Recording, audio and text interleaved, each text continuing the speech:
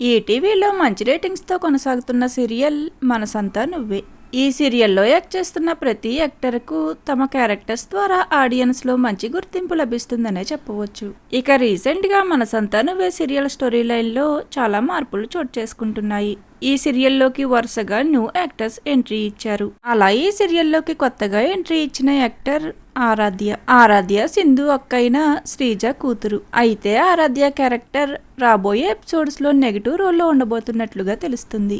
అలానే ఈ సీరియల్లోకి రీఎంట్రీ ఇచ్చిన మరొక యాక్టర్ మారుతీరావు గతంలో నెగిటివ్ రోల్లో యాక్ట్ చేశారు. అలానే ఇప్పుడు మరొకసారి మధుకి మావయ్యగా నెగిటివ్ రోల్లో ఎంట్రీ ఇచ్చారు.